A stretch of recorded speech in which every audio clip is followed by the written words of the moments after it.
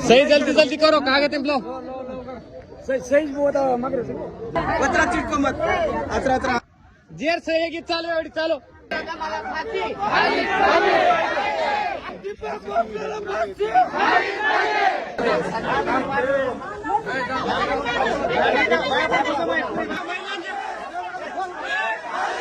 महिलांना जाऊ दे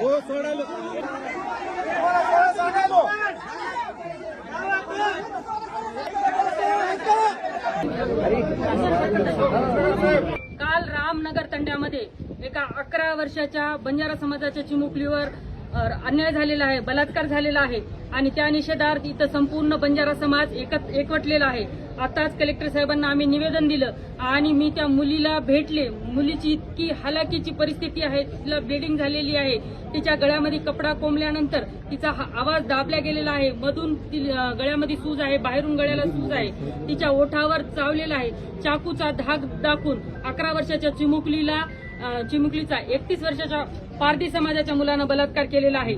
आणि आमची मागणी ही आहे, या दीपक भोसले, बाळू भोसले ह्या नाव बदलून राहणारा सोलापूर मधून हद्दपार केलेला मुलगा आहे आणि तो आरोपी आहे. त्या आरोपीचे 5ही घरं आमच्या तंड्यामधून हद्दपार करा आणि नाहीतर अखंड महाराष्ट्र या चिमुकलीच्या न्यायासाठी पेटल्याशिवाय राहणार नाही असे निवेदन आम्ही देऊन आलो. कलेक्टर साहेबांनी आम्हाला आश्वासन दिले आहे की मुलीला न्याय हे निश्चित मिळेल.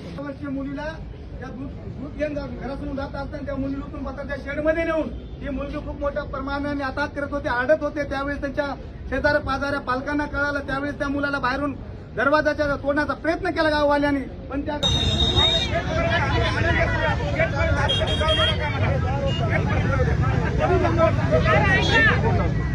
आमच्या काळजाला लागेल, आमचा आक्रोश पण ऐकू वाटलं चाललंय का सर?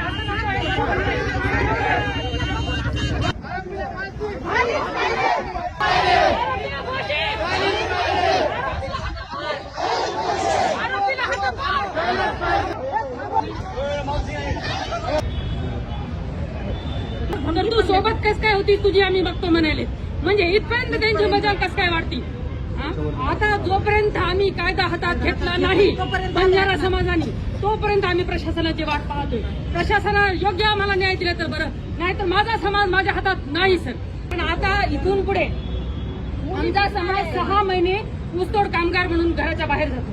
6 महिन्यानंतर त्यांची आई नसती, वडील नसती, त्यांची आजी किंवा आजोबा आणि लहान लेकरं हे 6 महिने तिथं राहतात. मग त्यांना आम्ही कोणाच्या भरोश्यावर सोडायचं? गावामध्येच जर आरोपीचे घर आणून बसवले तर आम्ही राहायचं कोणाच्या भरोश्यावर? आमचे लेकरं सोडायचे कोणाच्या भरोश्यावर? पण आमचं पोटही जगत नाही, आम्ही जगायचं तरी कसं? 6 महिने नाही गेलो तर पुढचे 6 महिने आम्ही खाणार काय? आमचे प्रश्न फार गंभीर आहेत. इतकं तुम्ही सिरियसली दखल घेताल आणि त्या 5ही घरांना हद्दपार केल्याशिवाय आम्ही शांत बसणार नाही. कोण त्याचं सोडून काढायला आहे, नरड दाबल्याला आहे, सुरी लावलेली आहे, आवाज करचे ह्या गळ्याच्या साईडनं सूज आहे सर. मध्ये जे कपडा कोंबला होता त्यामुळे इंटरनल सूज आहे आणि तिला आता कॉफी द्यायला गेलो, तिला कॉफी सुद्धा पिता येत नाही सर. तुमची पण मुलगी आहे, या लेकराचं जिंदगीचं वाटलं का त्यांची परिस्थिती जर तुम्ही आता बघसाल घरा उठवा. हे पोरं माझे चांगले नाहीत सर. हे 5 घरं उद्या जाळायला मागं पुढे बघणार नाहीत.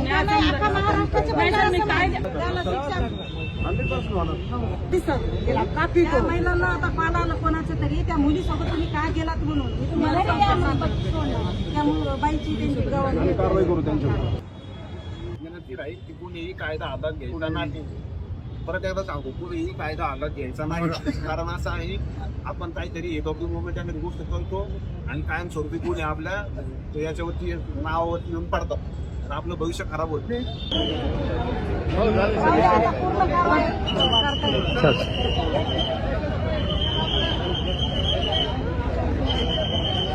अपराधी आहे, अपराधीनं अशी एवढं आई आपण सर मागणीचं तो आई केवळ तुम्हाला दांडे चोरीचे आई चोरी पूर्ण गोर बंजाराचं पूर्ण महाराष्ट्र समाज गोर भाई तुम्हाला कुठलाच जिंतूर तालुक्यातील मोर्चादार तालुका अध्यक्ष ये नाते मग तमार दुःखमाई शामिल छू आणि पूर्ण महाराष्ट्रभर जर समजा आपण भेटीनं आपण भेटीनं जर न्याय न मिळो तो हाई आंदोलन हाई मोर्चा यापेक्षा जे आपण खूप तीव्र करताय आणि भेटीनं आपण खूप न्याय देताय यावर आपण सेवन मळण भळण पार्टी पक्ष संघटना या बाजून काढून जाणे आपण एक दिले ती एक म्हणे ती अंग आयवाळे काळेमाय आपण लढ्या और साधू साथ जे आपण आरक्षण मुद्दोच आधी म्हणून महत्वाचं जर बाई केला का आपण पुण्य कायद्यार ज्ञानचं तो केला जर आज जर समजा अट्रॉसिटी सर्व गुन्हो जर आपण जर समजा एसटी कॅटेगरी रहते तो आज छोरा अंगेर अपराधी बट आज फाशीवर मागणी सुद्धा करायला पडते होणे आपण